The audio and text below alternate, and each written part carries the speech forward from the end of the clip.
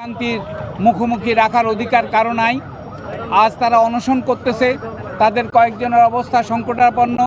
আমাদের প্রশাসন কেন এতটা উদাসীন থাকবে, আমি এর কোনো কারণ খুঁজে পাচ্ছি না।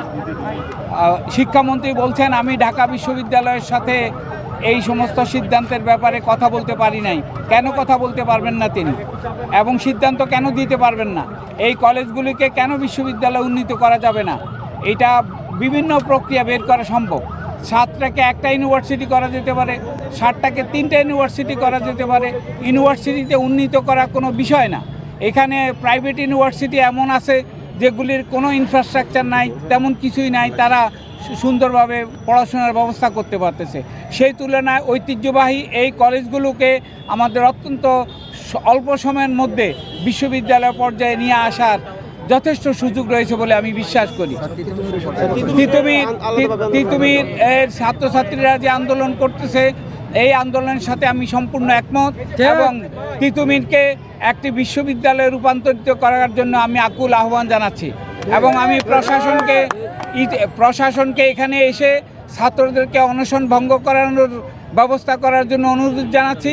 আমি জোর দাবি জানাচ্ছি যেন তিতুমিরকে বিশ্ববিদ্যালয় পর্যায়ে উন্নীত করা হয়। আর যারা এখানে উদাসীনতা দেখাচ্ছে, জাতির প্রতি অবজ্ঞা দেখাচ্ছে, ছাত্র সমাজের প্রতি অন্যায় অবিচার হতে দেখলে যাদের মন কাঁপে না, তারা আমি মনে করি এই বিপ্লবকে ধারণ করে না।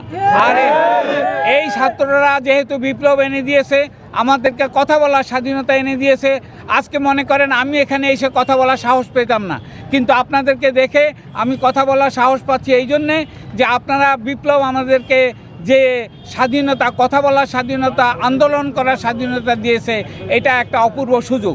এই সুযোগকে ব্যবহার করে জাতিকে উন্নততর অবস্থায় নিয়ে যাওয়ার জন্য শিক্ষা ব্যবস্থার কোনো বিকল্প নাই। কাজে আমি আবারও বলছি যে তিতুমিরকে একটি পরিপূর্ণ বিশ্ববিদ্যালয়ে রূপান্তরিত করার ব্যবস্থা এক্ষুনি নেওয়া হোক, এই মুহূর্তে নেওয়া হোক, এবং এই ছাত্রদের যে অনশন চলতেছে এইটা সম্মানজনকভাবে ভঙ্গ করার ব্যবস্থা করা হোক। আমরা একজন তিতুমিরের যারা আন্দোলন করছে তাদের একজন প্রতিনিধির কাছে যেতে চাই। কিছুক্ষণ আগে শিক্ষা উপদেষ্টা তিনি বলেছেন যে তিতুমিরকে আলাদা কোনো বিশ্ববিদ্যালয় দেওয়া হবে না, এক সভায় এই সিদ্ধান্ত নেওয়া হয়েছে। পাশাপাশি তারা বলছেন যে 7 কলেজ নিয়ে যে বিশ্ববিদ্যালয় সেটির কাজ চলমান রয়েছে, তবে তিতুমির যে আলাদা দাবি করছেন যে তাদের জন্য আলাদা বিশ্ববিদ্যালয়, সেটি দেওয়া হবে না। এর প্রেক্ষিতে আপনি কি বলতে চান? দেখুন, এটা সম্পূর্ণ দ্বিচারিতা করছেন ওনারা। আপনারা দেখছেন গত কয়েকদিন আগে আমাদের সাথে এখানে শিক্ষা মন্ত্রণালয় থেকে যুগ্ম সচিব আসছেন, এখানে আমাদের সাথে কথা বলে গেছেন। উনি আমাদেরকে আশ্বাস দিয়ে গেছেন ফিজিবিলিটি টেস্টের 1-2 মাস আগে কমিটি হয়েছে, সেই কমিটি কাজ করছে এবং খুব তাড়াতাড়ি এই কমিটির প্রতিবেদন দিবে।